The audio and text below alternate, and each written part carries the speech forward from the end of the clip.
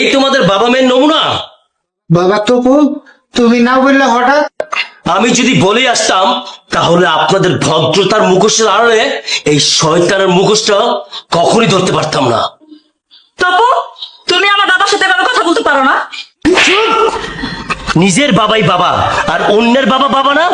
আরে তোর বাবা তো তোকে জন্মের পর বিয়ের আগ পর্যন্ত তোর লালন পালন করেছে, তোকে বিয়ে দিয়েছে।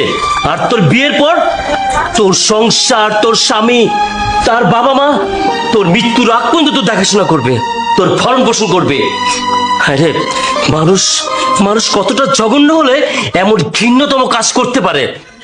তোকে বলেছিলাম আমার বাবার দেখাশোনা করতে, আর তুই কিনা তাকে ভিক্ষার থালা ধরে দিয়েছিস। আরে আরে জেনে যাক আর বিশ্ববাসী, প্রবাসীর বাবা একজন ভিক্ষুক।